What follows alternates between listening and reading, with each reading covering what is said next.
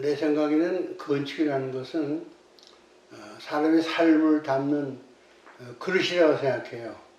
근데 음식을 담는 그릇하고 다른 것은 음식 맛이 그릇에 따라서 변하지는 않지만 건축은 사람의 삶을 담으면서 그릇이 또 사람의 삶에 영향을 주는 것이다.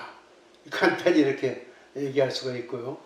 또 도시에 대해서 말한다면 도시라는 것은 인간이 만들어낸 모든 문명의 산물들, 뭐 건축, 그다음에 뭐 조경, 그다음에 뭐 동상, 뭐 기념물, 그다음에 뭐 교통기관들, 그다음에 거기에 이제 상품된 진열된 상품들, 모든 인공적인 요소가 아주 밀집해서 집적된 그런 장소가 도시다 이렇게 생각합니다.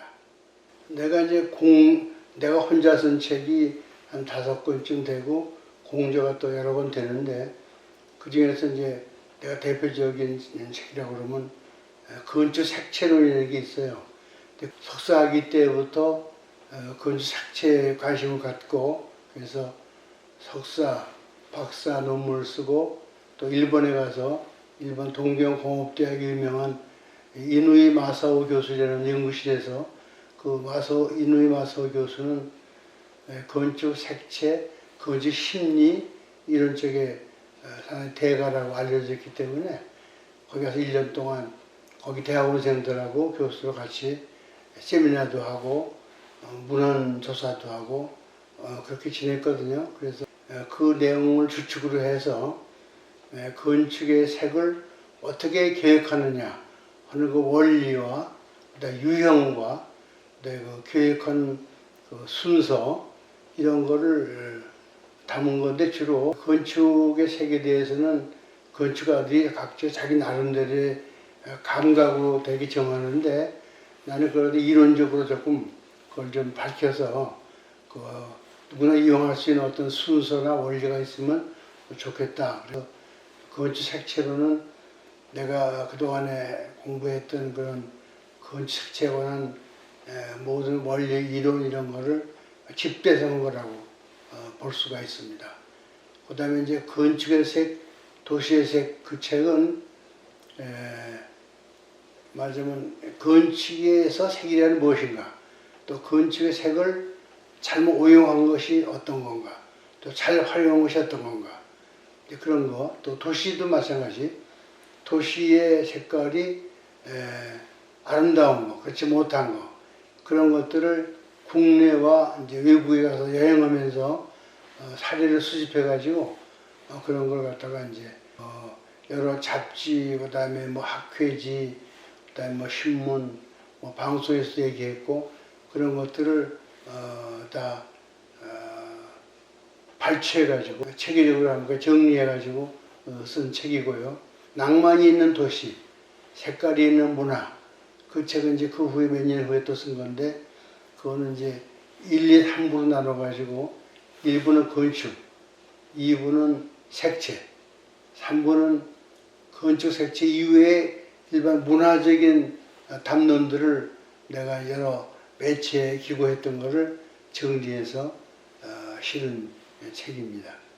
그 밖에 책들은 뭐 건축 또는 뭐 색채 직접 관련된 건 없고 그 밖에 여러 가지 책이 있지만은 뭐 공저로 쓴 책들이 이제 색채 관련 책이 3권이 있고 건축 책이 또 몇 권이 있고 그렇습니다.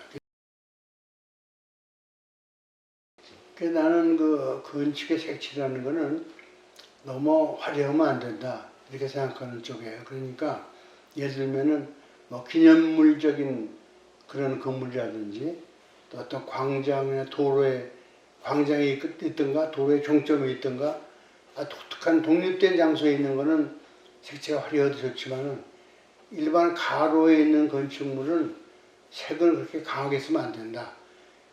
일반적으로 건축물은 뭐 특수한 건 뭐 예외로 하고 일반적으로 색채는 배경이 돼야 된다. 그러니까 일반 가로는 가로에 어떤 문맥이 있는데 그 문맥을 지켜주는 게 좋다. 너무 색채나 형태가 너무 튀어가지고 가로의 그 어떤 통일성 같은 거를 깨뜨리는 것은 좋지 않다. 그렇게 생각을 합니다. 그리고 또 한 가지는 서양에 가보면은 그 큰 도시건 작은 도시건 대개 통일감이 있어요.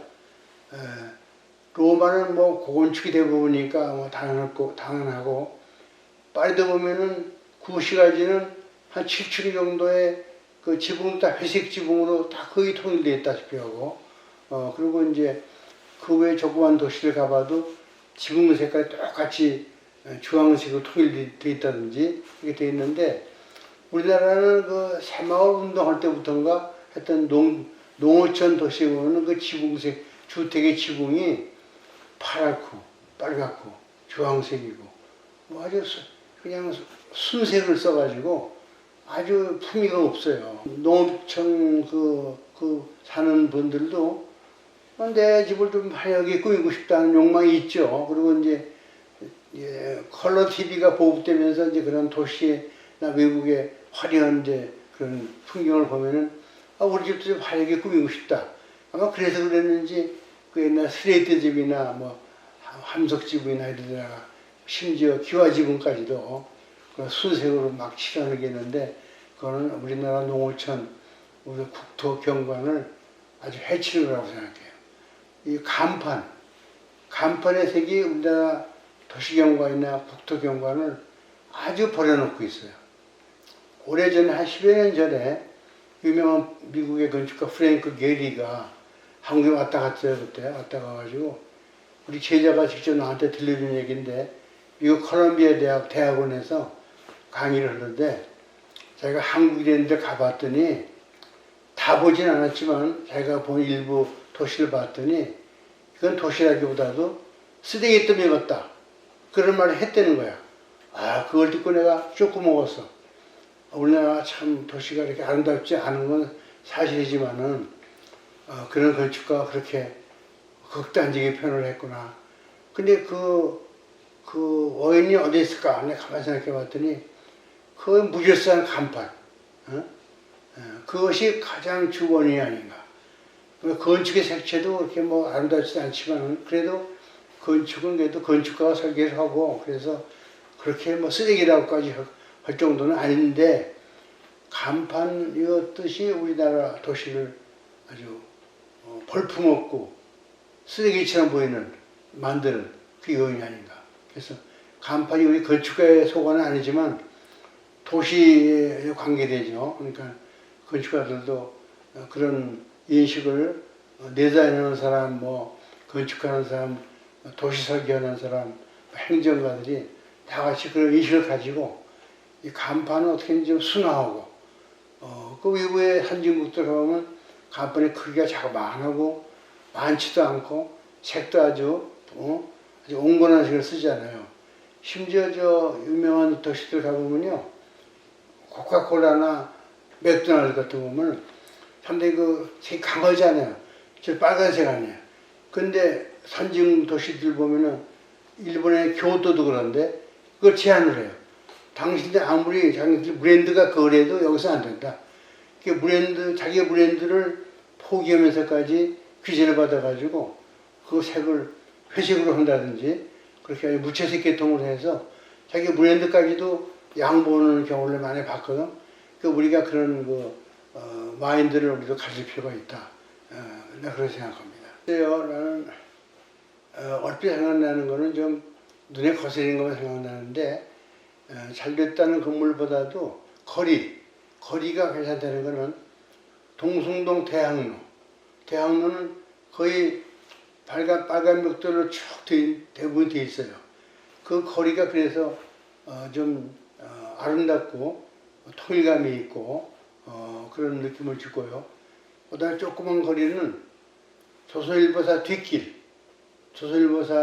뒷길로 들어가면 거기 TV조선도 있고 조선일보사 미술관도 있고 그다음에 그 성공회 수녀원도 있고 그 거리가 불과 한 200m 될까? 그 거리가 참 아름다운데 왜 그러냐 하면은 통일감이 있어서 그래요.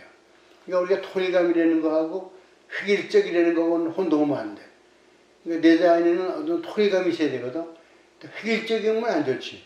그럼 뭐가 같으냐 하면 단순 미라는 거 현대미라고 그러잖아요. 근데 단순한 거하고 단조로운 거하고 다르잖아요.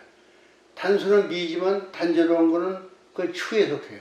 그것처럼 어떤 문맥을 따라서 가루가 형성되고 건물도 그 문맥의 도시의 가루의 문맥에 따라줘서 순응하는 것. 그것이 우리 건축 색채에서 우리가 해야 할 그런 방향이 아닌가 그렇게 생각을 합니다.